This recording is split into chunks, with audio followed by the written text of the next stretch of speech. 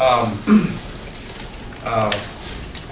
individuals who need to be corrected because they're caught up in untruth, or ought we to affirm and encourage them in their faith journey wherever they are?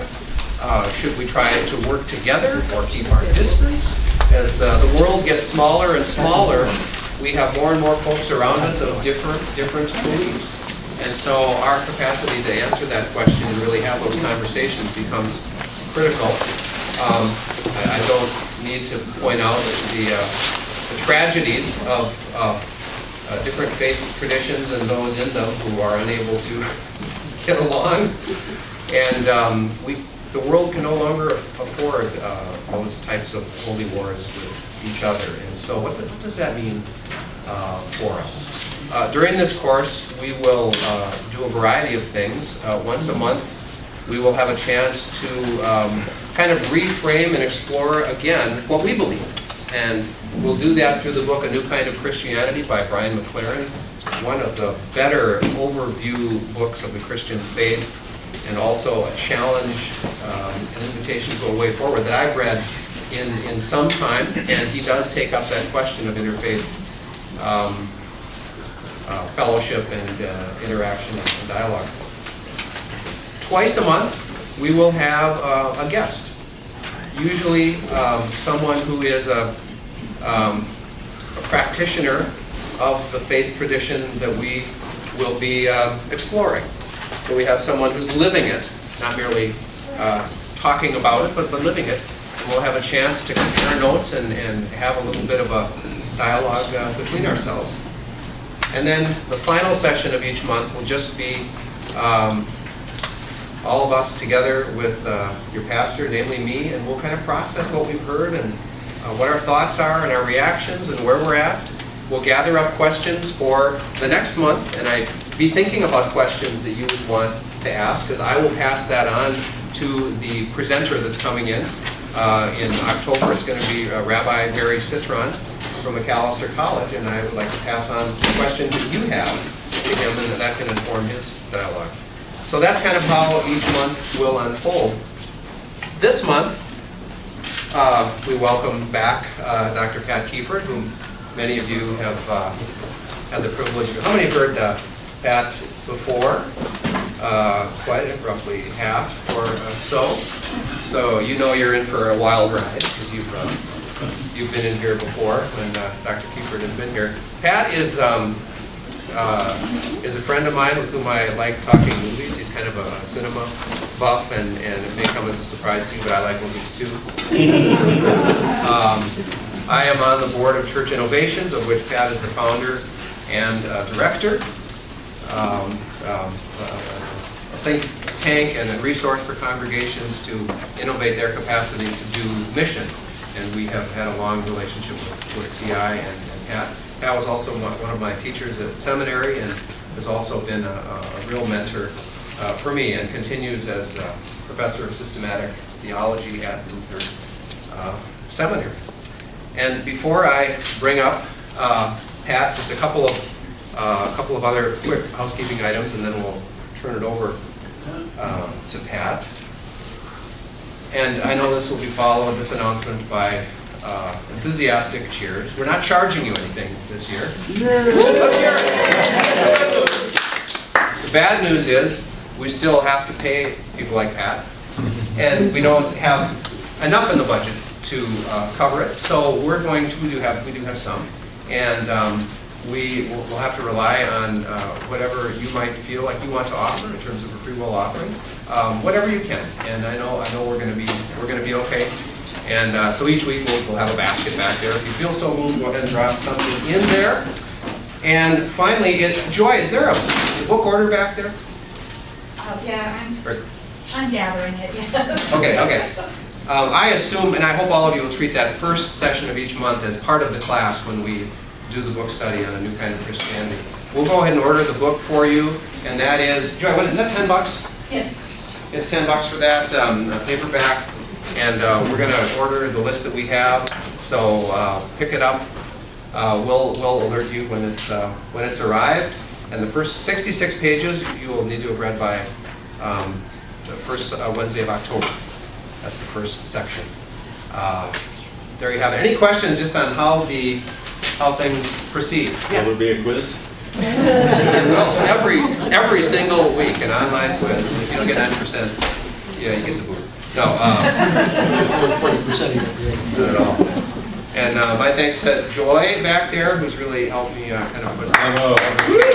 Hey! Runs the camera, does the list. She The call speaker makes sure he shows up on time. Now remember, it's 6:50, not 7, right? That's right. It's now 5 after. Yeah.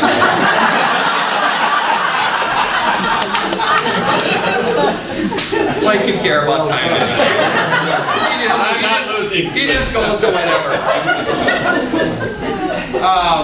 That said, I think it's time for me to turn the baton over. Please welcome Pat as he begins our time of reflection.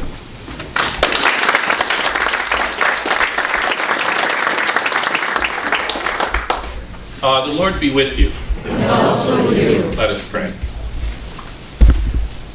Gracious God, you are indeed gracious, and you grant to us way more than we even pay attention to. Tonight, as we begin to consider what's at stake in conversation with others who share a different faith than ours, send your Holy Spirit to guide us in love and in truth through Christ our Lord. Amen.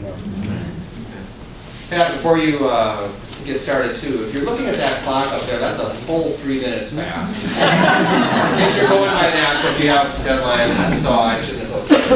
Oh, I see. So, Thank you.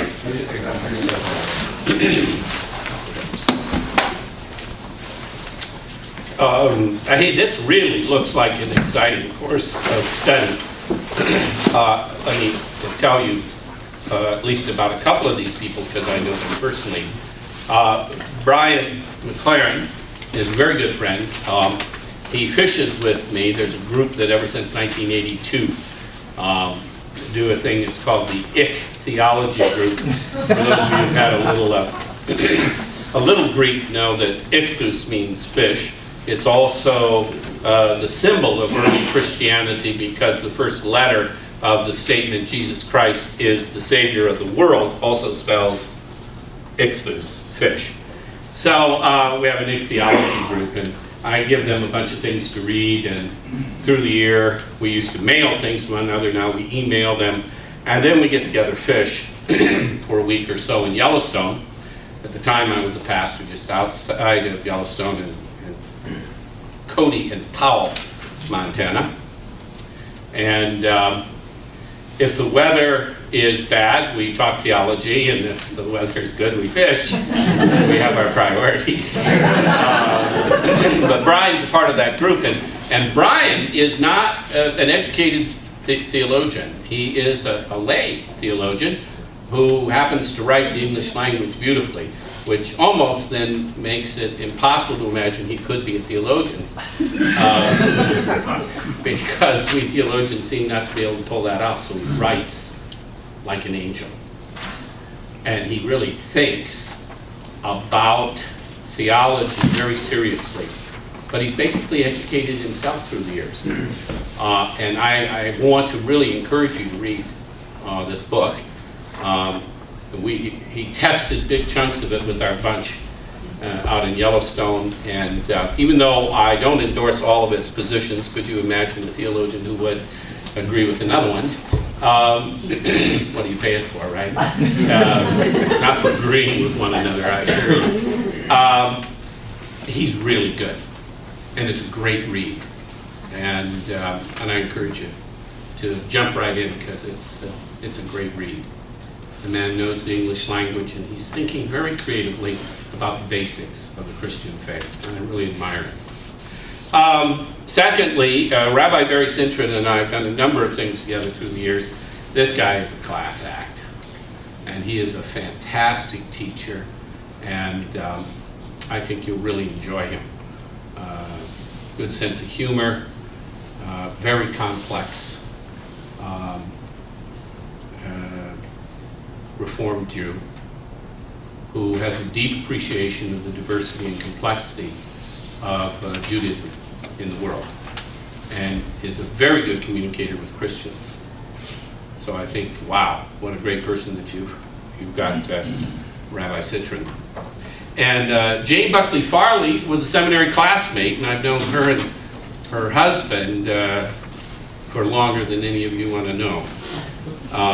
And she's a very thoughtful, very competent, and very interesting pastor. And I think you'll enjoy Jane immensely.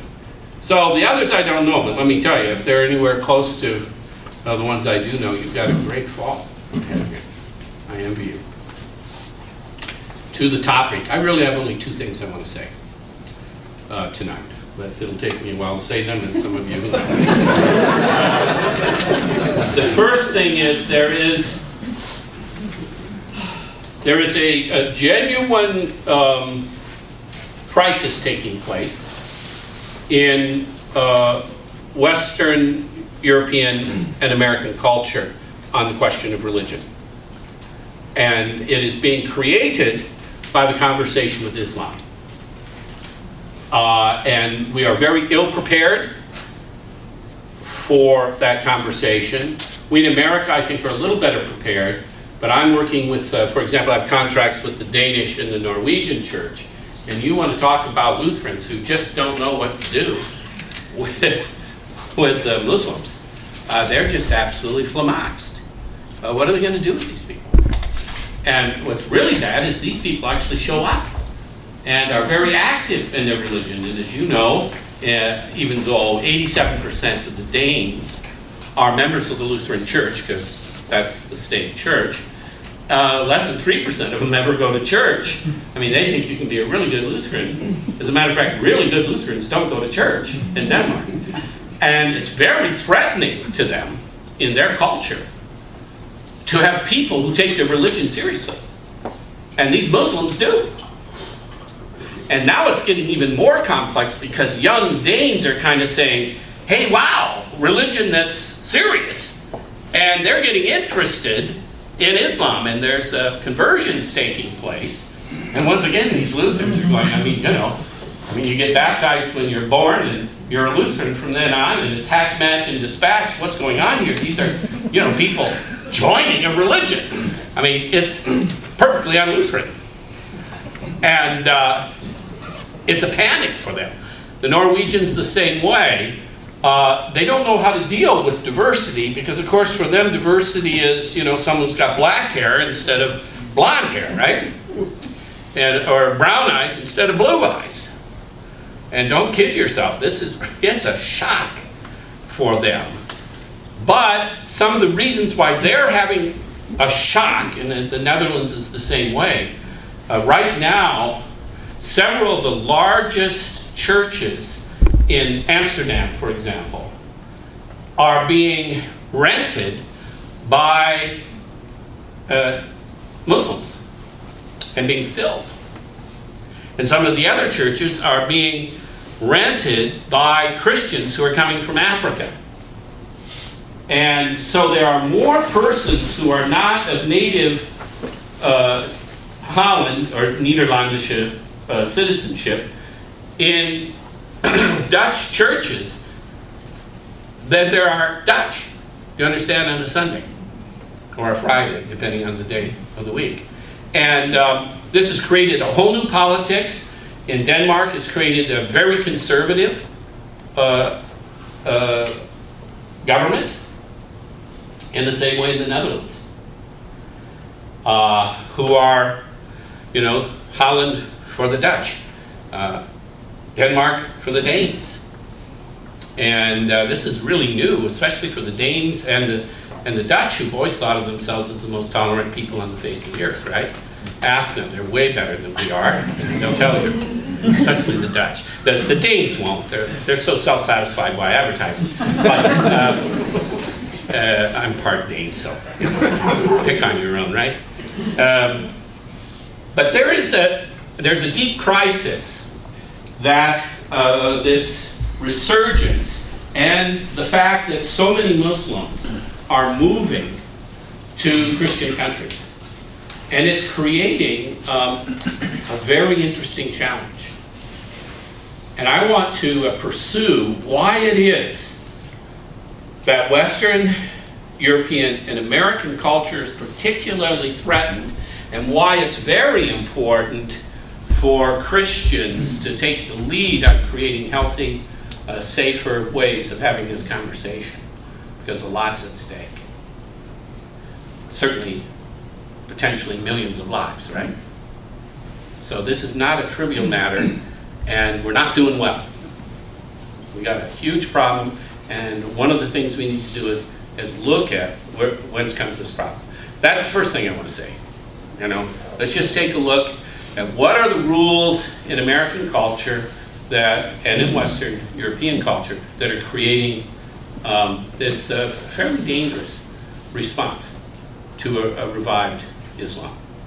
The second thing I want to say is, what are some of the things our Lutheran heritage might bring positively and that are characteristically Lutheran to the way we might have this sort of conversation, and how that would be different than the way Catholics or Reformed or other Christians might view persons of other faith. There's certain peculiar things about our Lutheran heritage that I think can make a very big difference.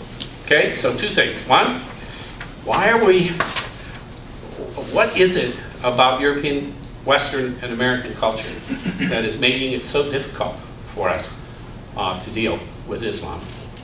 And are there, and what are the resources from our Lutheran heritage? Sound like worth your time over the next, 50 minutes?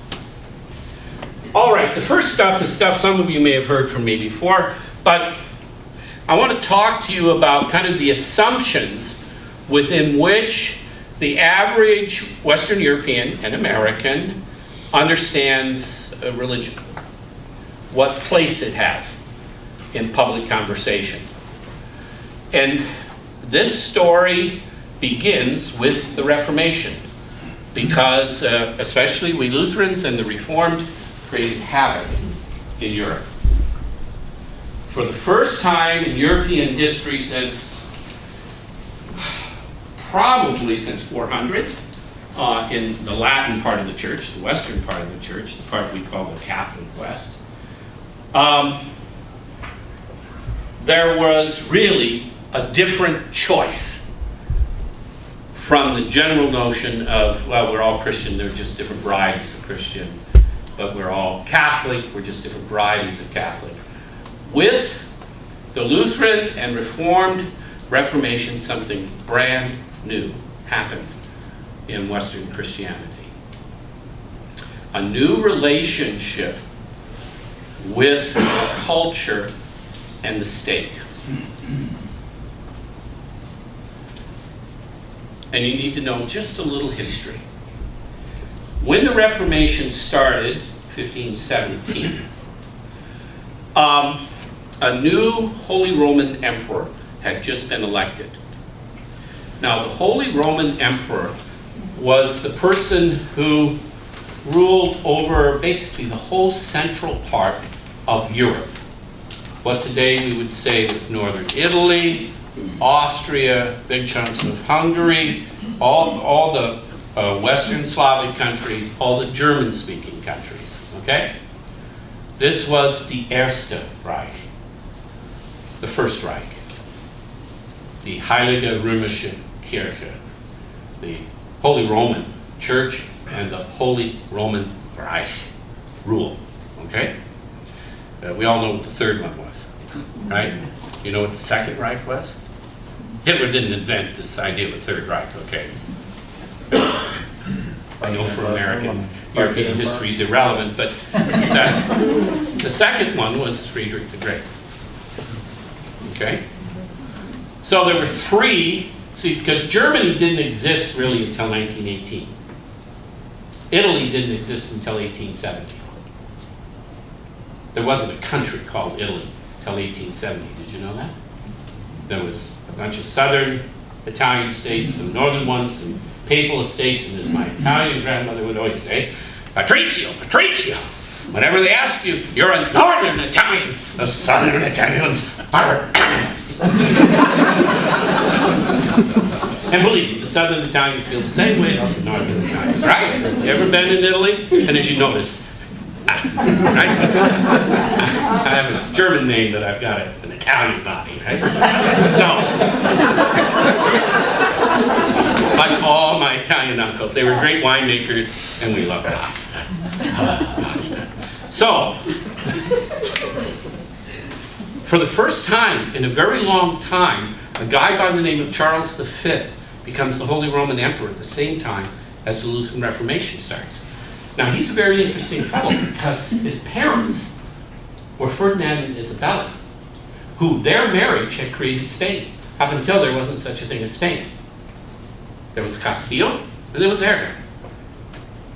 They got married, and Spain came into existence. Their son was able to join together the Habsburgs, who ruled most of Western Europe, and the ones who ruled Eastern Europe since 954 from Vienna, and pulled them all together with all of us dumb Germans in the middle, and thus unified Europe for the first time since the Roman Empire. Just in time for those stupid Germans to pick a fight over religion, which he didn't need. This is the key to this story.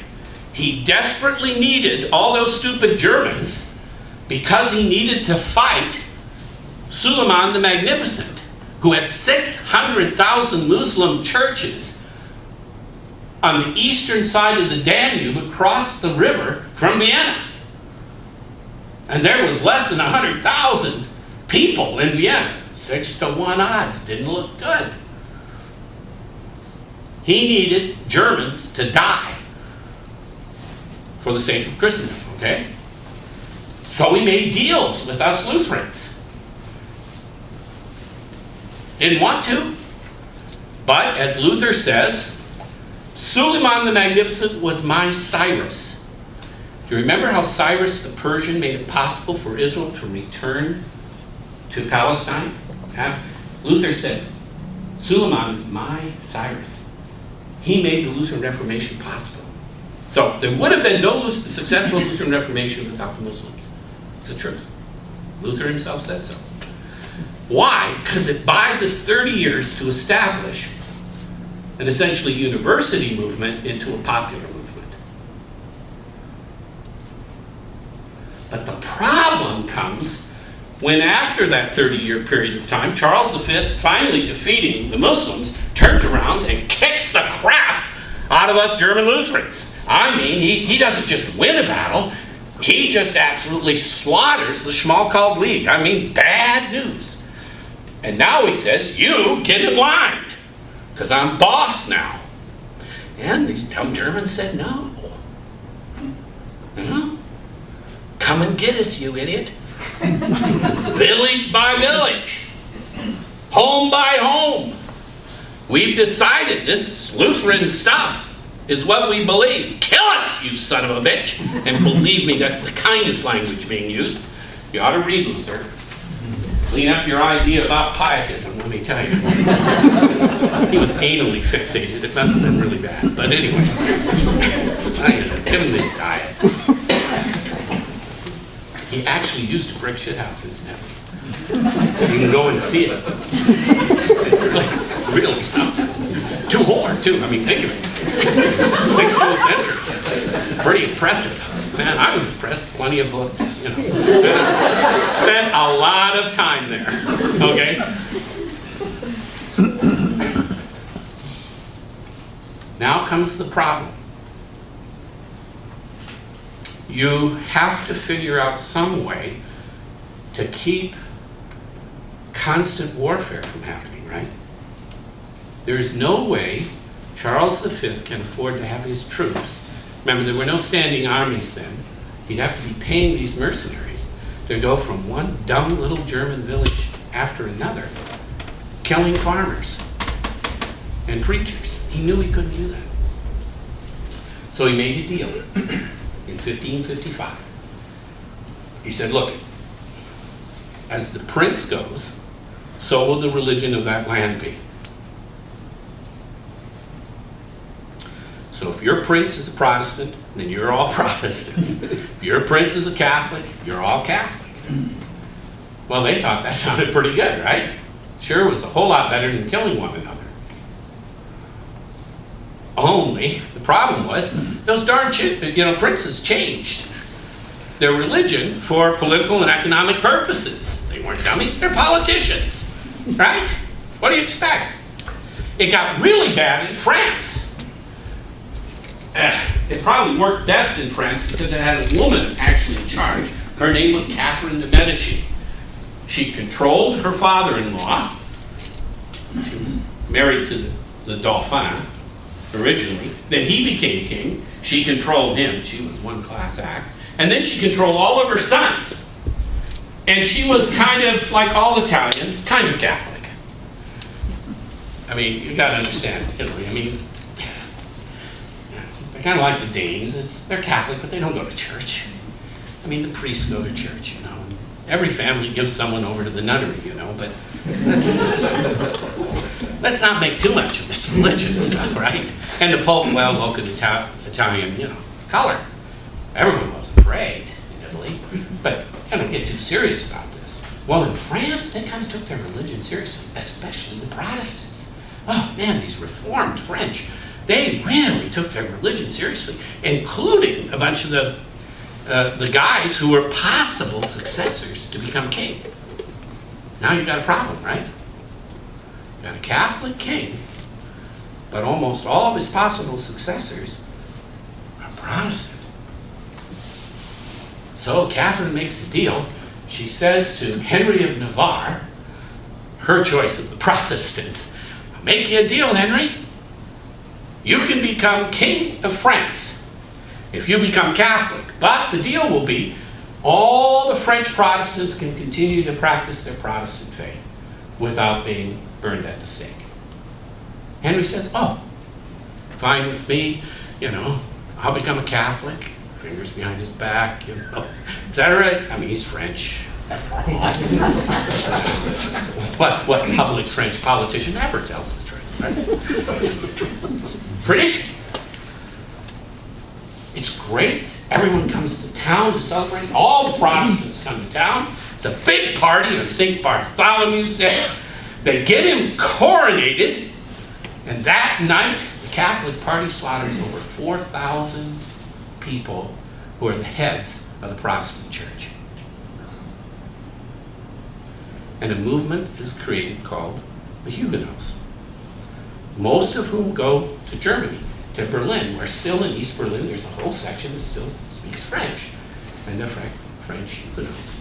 Another big chunk went to South Africa, and are a big part of what we call Afrikaners. All those French names among those Afrikaners are people who left, got out of town, got out of France, because their lives were at stake.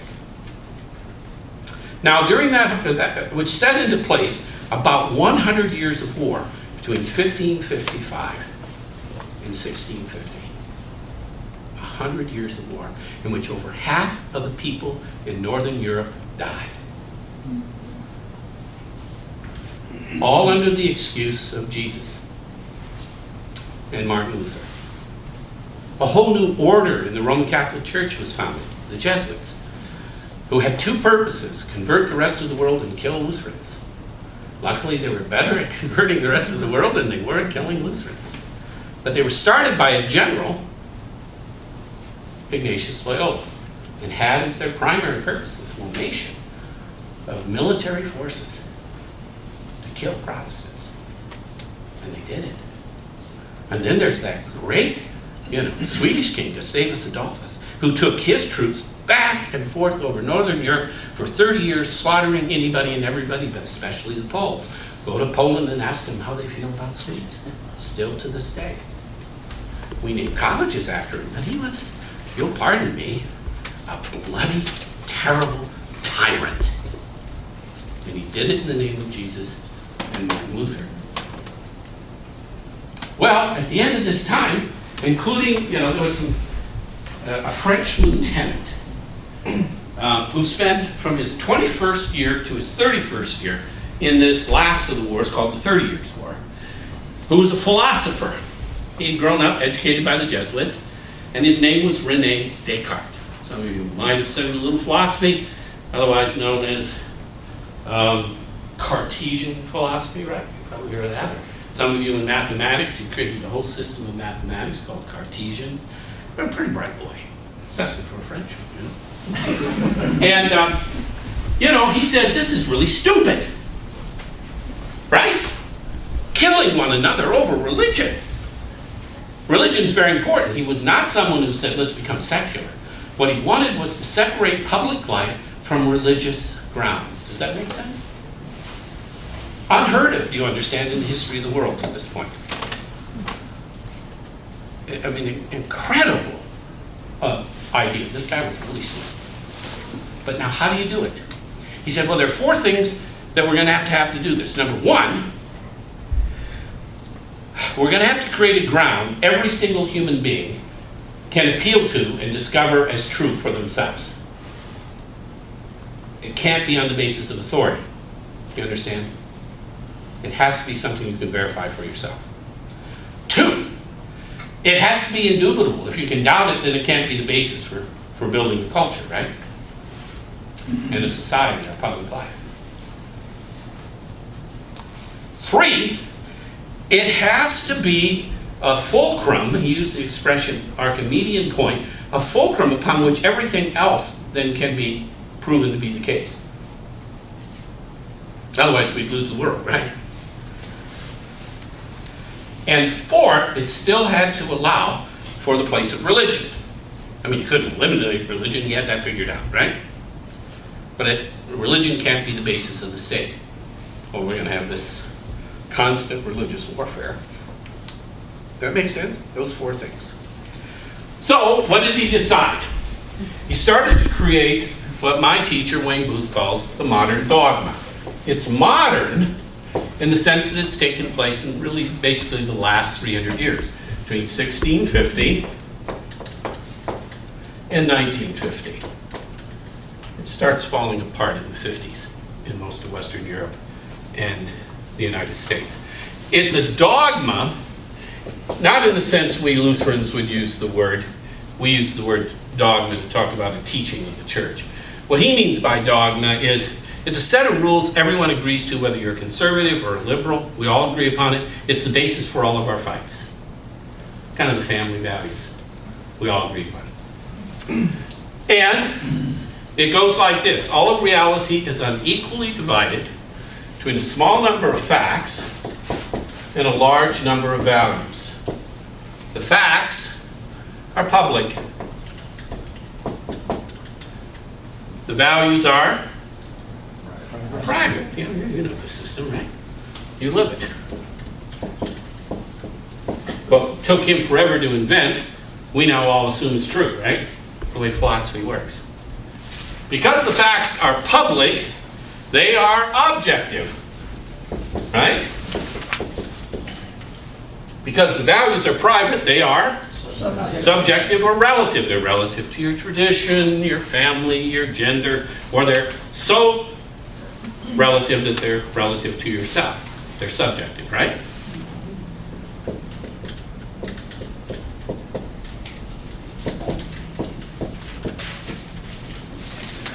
Now, where does faith and reason fit here? Pretty obvious where reason fits. Where does faith fit in the system?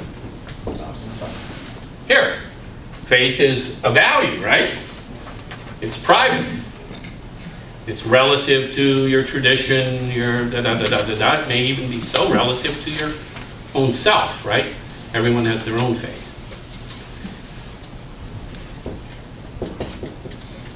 The same system divides women and children from men. Where do the men fit in the system? Yeah, the facts. Dirty public facts, right? Women and children fit over here. That's why, incidentally, as this system goes into place, men stop going to church. Duh. And why, when young men get to the point where they want to demonstrate they're men and not children, what do they stop doing? Going to church. They don't have to do something, they just have to stop doing something, right? Stop going to church. Incidentally, to prove it's this system and not gender, young women who choose to primarily carry on their primary self-identity in public space stop going to church at the same rate as young men did earlier. So my law students, the female law students, as they wrestle with what does it mean to be a lawyer? Well, lawyer's over here, right? So they have a really tough time. And a lot of them give up their faith. Now, just to demonstrate how different this system is than Christian tradition, just take a look at Augustine, who's kind of the main tradition of the Western Church. What we're talking about is ways of knowing. Augustine thought there was a continuum of how human beings know. There is opinio, which animals have. What English do we get from the word opinio? That's the Latin. Opinion, or instinctual knowledge. That's what animals have. People who only have opinions, said Augustine, are just no better than animals. True. Don't you agree? I think Augustine's right. Yeah. I know a lot of people with opinion. I ask them, well, you want to change your mind? The first thing you got to do is have one. Right? Seriously. Most people are a pile of opinions. That's not a mind. You can't change opinions. They're just there, right? It's like asking you to change the color of your eyes. Not going to happen. You got to have a mind. The other end of this bent, he called scientia. What's the English word we use? Science. See? Right? This is what God has. Sure and certain knowledge. There was some debate in the Middle Ages whether the angels had that or not, right? And the one thing is, Augustine knew, and the Middle Ages knew, we didn't have it. We had that which was appropriately between opinion and sure and certain knowledge, and he called that in Latin fides. What's the word in English that we translate the word fides? Faith. Faith is that knowledge which is appropriate for human beings. It's knowledge. It's a way of knowing. It is not private, it is public. You see how different? Now, most of you, of course, grown up as modern persons, you think faith is a private, rational matter, right? You agree with modernity, I understand that. It's not the Christian tradition, however, okay? It's a very bad and recent idea. People in my business call it heresy, but I know no one believes in heresy. So we won't discuss that. The other very interesting thing is you get two different kinds of gods here. On this side, you get the generic God, or nature's God. And on this side, you get the family God, which for us Lutherans and for Methodists and Baptists, etc., is Jesus in our heart. Who could be against it, right?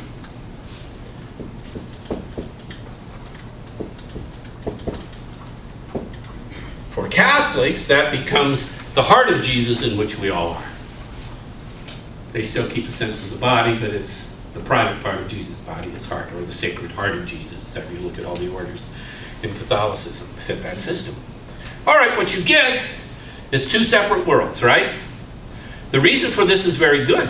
You need to keep religion in the private place, otherwise you're going to have religious war. Does that sound like a good thing? Right, who could be against it? Problem is, now we've had this for, 250 years. Have we stopped war? No. It seems, as my teacher Marty always said, sin seems to run even deeper than religion. Darn. Right? Even when we no longer have religion as an excuse to kill one another, we come up with other reasons. Right? I mean, which war in American history is a religious war? Was the Revolution a religious war? No, of course not. Civil War, maybe, except for I guarantee you there were Christians on both ends. Very, yeah. You know, when Mr. Lee went into battle on the third day of Gettysburg, we have his prayer. You know, it was a good Presbyterian prayer because he was a good Presbyterian. He said, "Oh Lord, I do not know how this day will turn out. You do. And I know, Lord, all I can pray is that I will be a fit servant this day for thy will. Which from him meant kill as many Union forces as possible. And of course, the prayer on the other side was the same, right? Except for they were a little more sure God was on their side. That's very interesting. Not as many Southern Presbyterians in the leadership on the other side. A lot of good Lutherans. We were good. So you get this whole thing built up, and yet 250 years later, what we've learned is it doesn't actually keep us away from war. But it does keep us out of religious war. And I think that's a pretty good thing, don't you? So we didn't get the answer to your question. Which is? Which war? Was a religious war. Yes. Now, I don't think there are any. Okay. All right. I think we've mostly gone to war for other, maybe good reasons, bad reasons, you know. I, being of German descent, thought entering the war on behalf of England in the First World War was pretty stupid.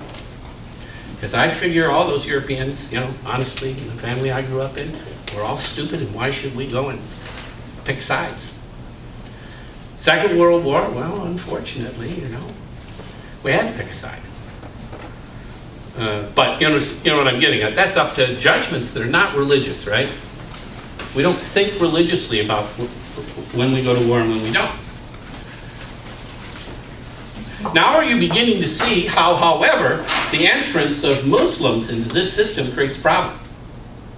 If religion is a purely private matter, we have no problems. But there are no Muslim countries, basically, for whom that's the case, right?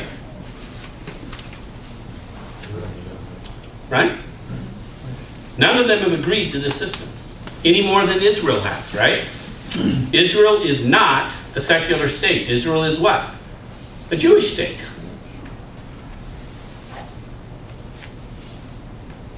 There's only one state religion in Israel, and what is that?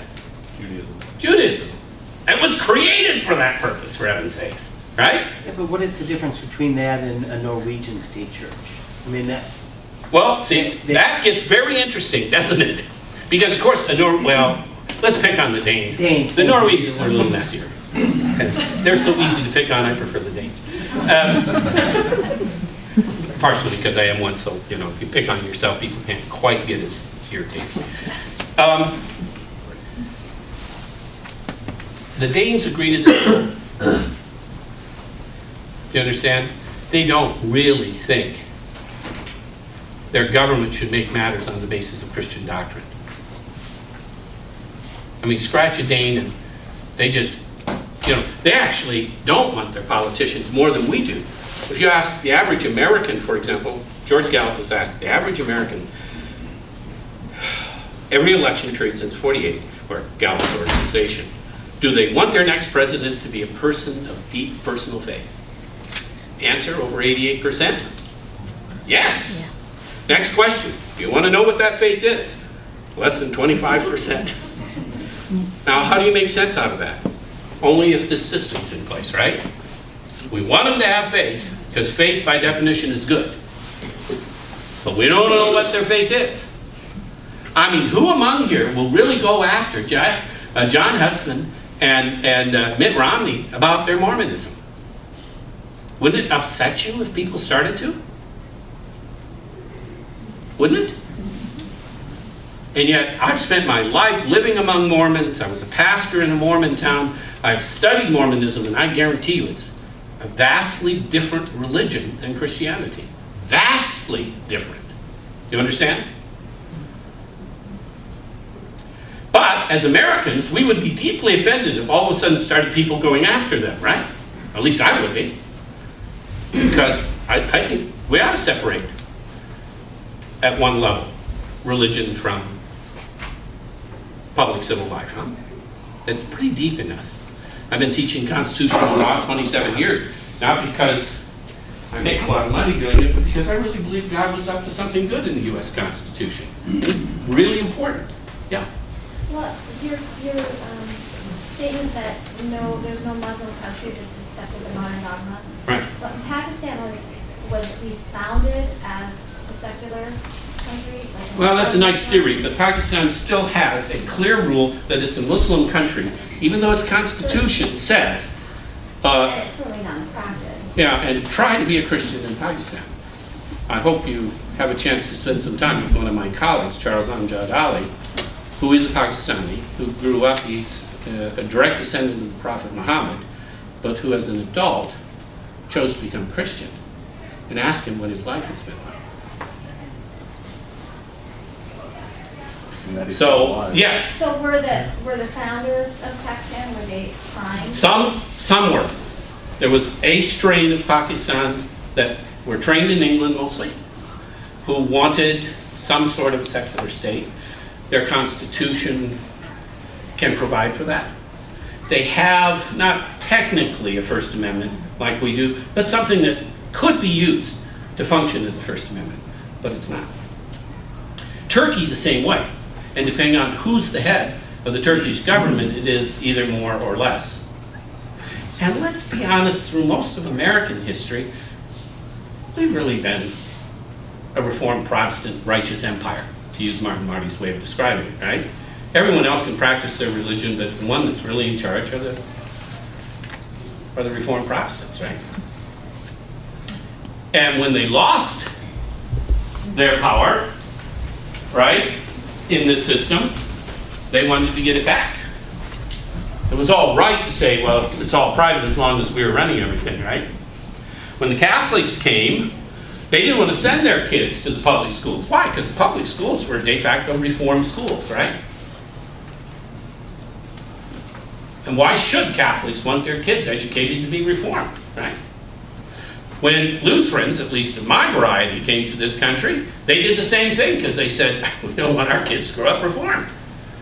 That's not a public school, that's a Reformed school. So they started what get put down as parochial schools, right? Now why theirs is more parochial than so-called public schools, I've never been able to figure out because they kind of look the same, right? But we still have this problem around education, don't we? Not at the college level. For some reason, when someone turns 18, they seem to be able to take it. But, if you're below 18, this is a tough question. So it's not just the Muslim countries, right? And in Germany and in the Scandinavian countries, religion gets taught in public schools. And it's taught by Lutheran pastors.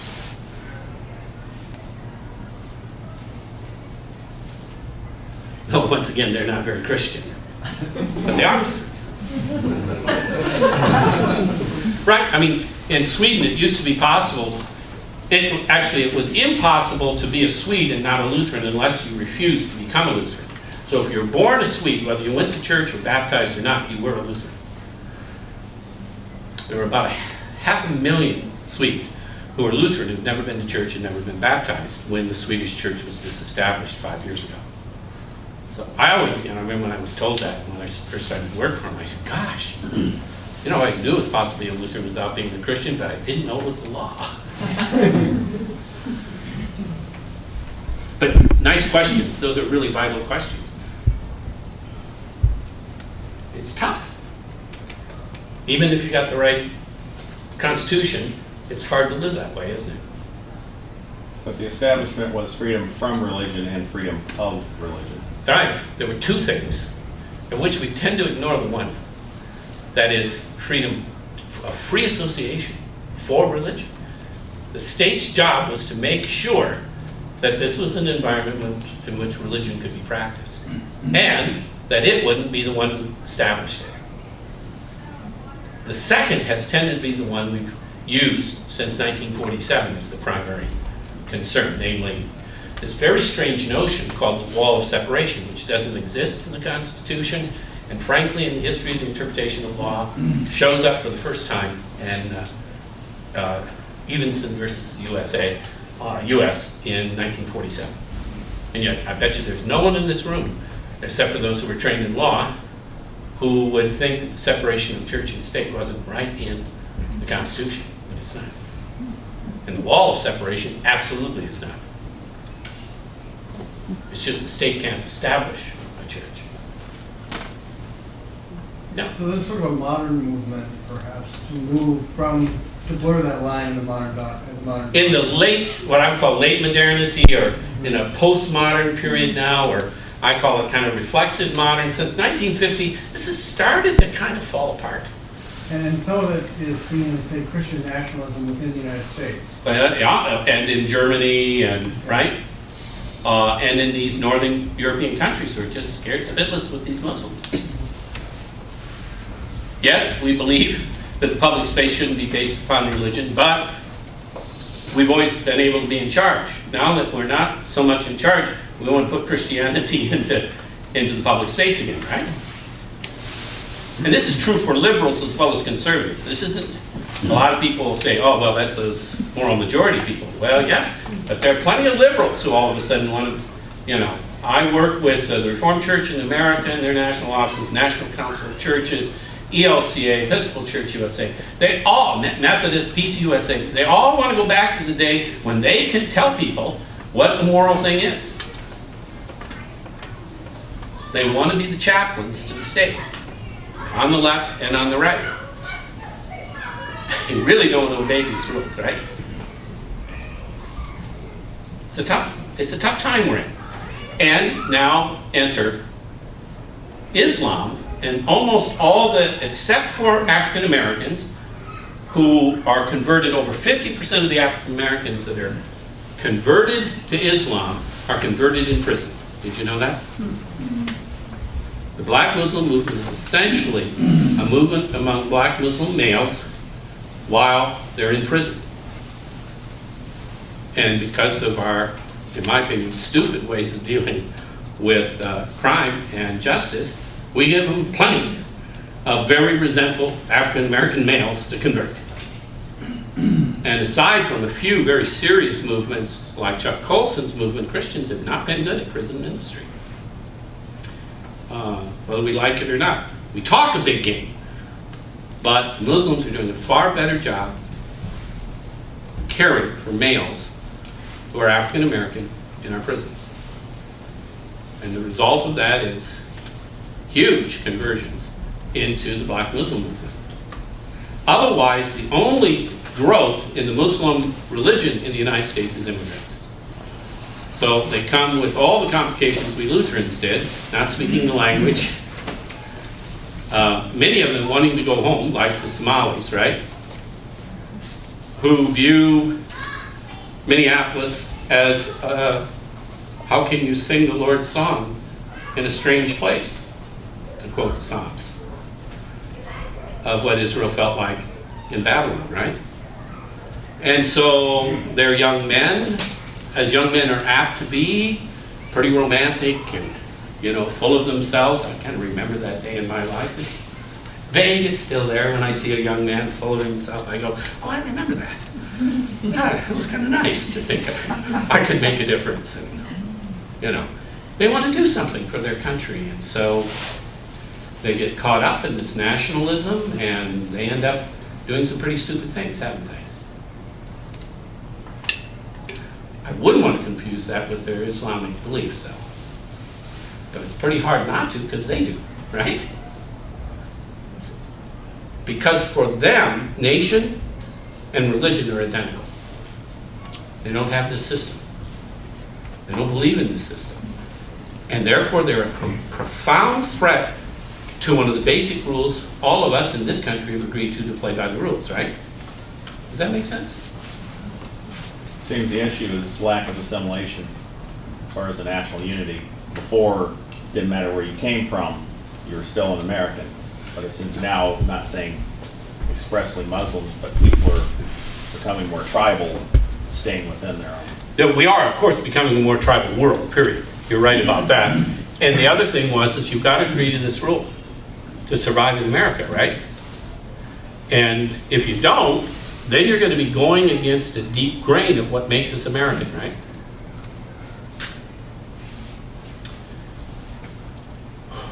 It was hard for us Lutherans who were used to a state church, but we kept it by way of a folks church tradition, huh?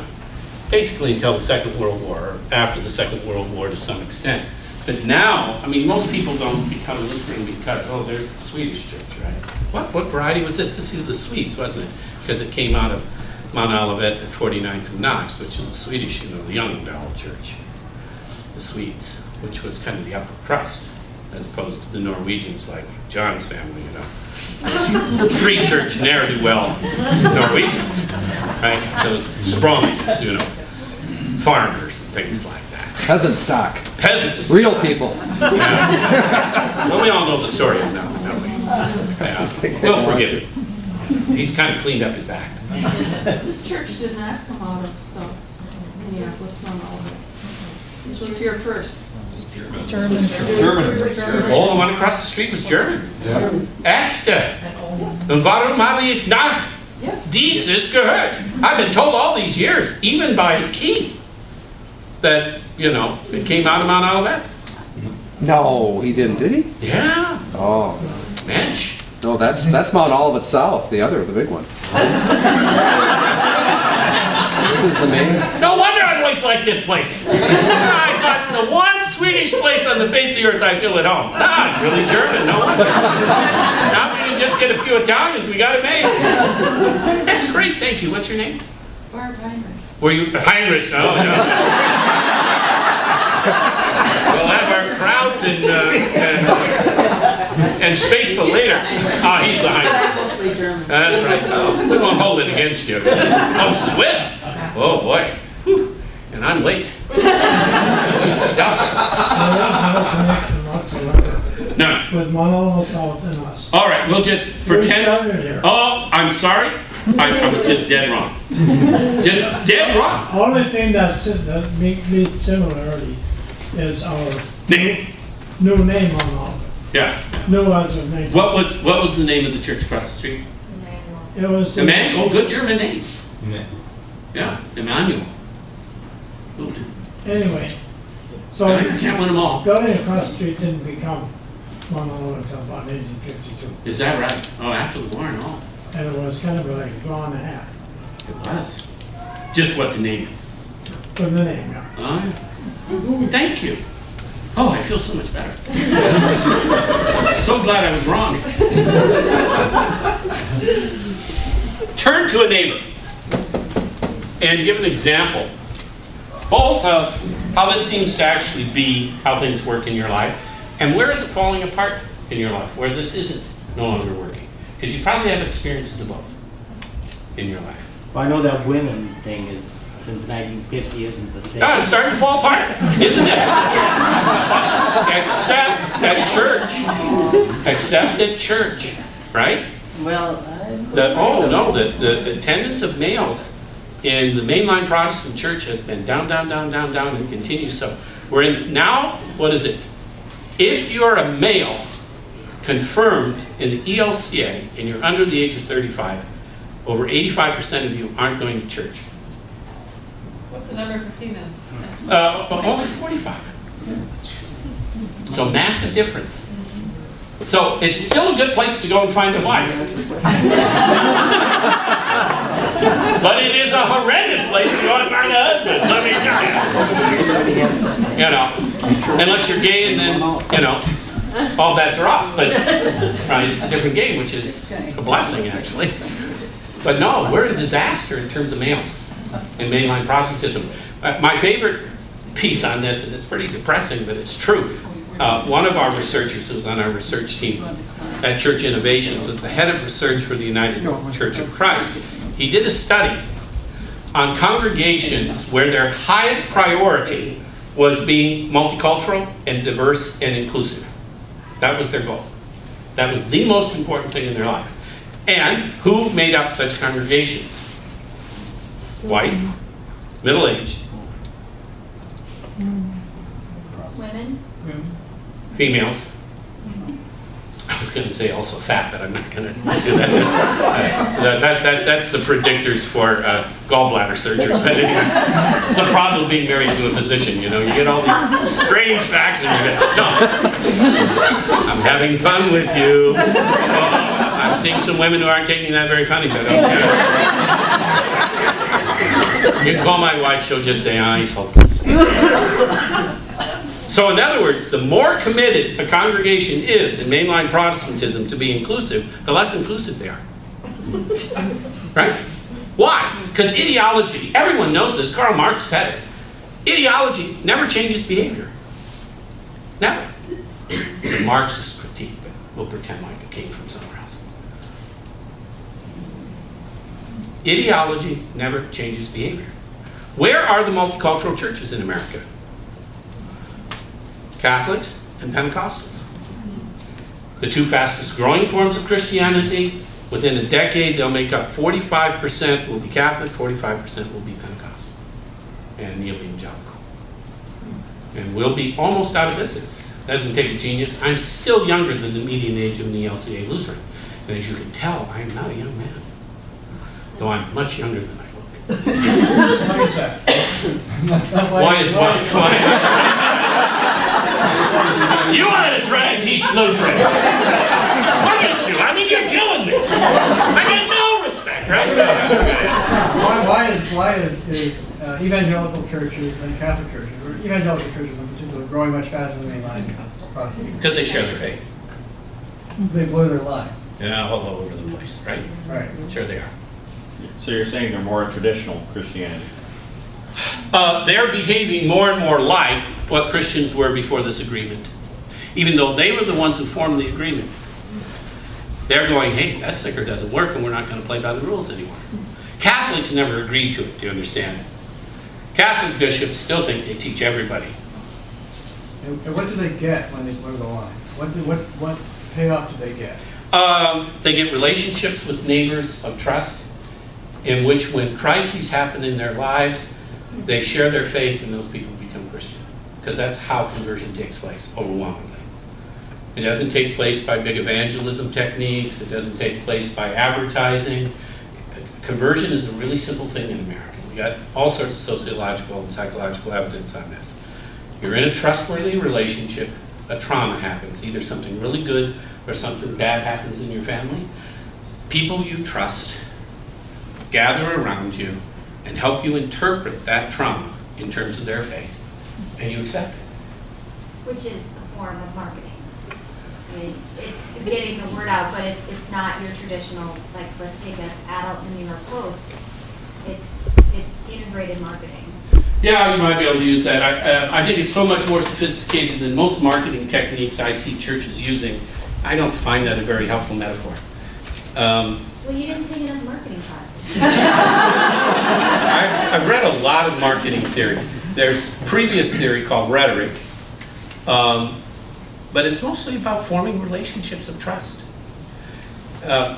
You know, and sincerity in his, you know, Churchill said, if you can fake that, you got it made. I mean that, believe me, purely humorously. The real issue is relationship building and sharing in a relationship of trust. Of course, if you can do that, you're doing great marketing. I'll grant you that. But I'll tell you this, tell the average Christian that we want to make them better marketers and they won't come to a course. Tell the average Christian we want to help you care about another person you already care about and they'll come. Which is marketing. It may be. If the two fastest growing populations of faith are growing, evangelicals and Catholics. Yep. But basically they're the two fundamental. No. Pentecostals and neo-evangelicals. Traditional evangelicals are not growing. Okay. Baptists aren't growing, for example. No, but or like the evangelical free churches are growing fast. Twice. But the cost of inclusion is so much higher. Someone can come to Mount Olivet and they can be as actively involved as they want, or they can show up on Sunday and never think about it again. You can't do that in a evangelical free church. If you want to come there twice, you pretty much need to join. The Catholic Church is just the opposite, though. You can show up on Christmas every 10 years and be a Catholic. Yeah, not true about Catholics. I know people call themselves Catholic. I understand. What they want to call and what the church calls Catholic are two different things. It's the same with EV free. I've been consultants to both, okay? But the church is there. This is a matter of considerable and interesting dispute. The high walls or expectations increase membership or not, and the data seems to be 50-50. Though in terms of Lutheran formats, the Missouri Synod has tried the high barrier, and they're dying faster than we are. So I think Lutherans do a better job of what I call, well, I borrow this from an anthropologist by the name of Paul Hebert. None of these are ideas of mine. I only wish, right? That says you need to have a centered set with permeable boundaries. Those sorts of churches can flourish in a multicultural setting. If you try to do high boundary, you'll survive, but you won't grow. The Amish are a perfect example of high boundary. The Missouri Synod has tried high boundary. The EV Frees that I've worked with that are growing have very permeable boundaries, but they have very clear centers. The problem with the ELCA is there is no center. We have no idea what it means to be a Lutheran, right? Zip-Ola. I teach Lutheran confessions. It's up for grabs, right? Yesterday morning, I asked 60 plus students in my Lutheran confessions course, do you think we could agree on 2 or 3 things that are distinctively Lutheran? That all of us would agree upon. They all agreed they knew they couldn't. Very hard to grow a church without a center for belonging and without permeable boundaries to communicate. But let me go back to our main theme. Why is it important in this time to both try to uphold some of the wisdom of this modern dogma, but on the other hand, break the rules, as you've said? Why? Because if we don't learn how to talk about faith with strangers, all it will do is create higher levels of anxiety and violence. If you think the solution is to make all those Muslims agree to this, we're going to have to kill most of them. Do you understand? That is not an option. Not for Christians, anyway. The world today is going in very different directions than this one. You go to Africa, Christianity, including Lutheranism, is growing like wildfire, but in a Pentecostal form, including Lutheranism. These are not people who obey these rules. Do you understand? These rules make no sense to those Africans. The church and who the church is being decided outside of Europe and the United States. This is all over with. Do you understand? Already over half the Lutherans in the world are black and are south of the equator already. And that's if you include all of those Swedes and all those Norwegians, all those Danes and all those Finns and Germans who never go to church except for to get hatch-matched or dispatched. You understand? It's over with. We can sit here and pretend like we can define the future, but we are, as this past Pope and the present Pope knows, the backwaters of religious history. You understand?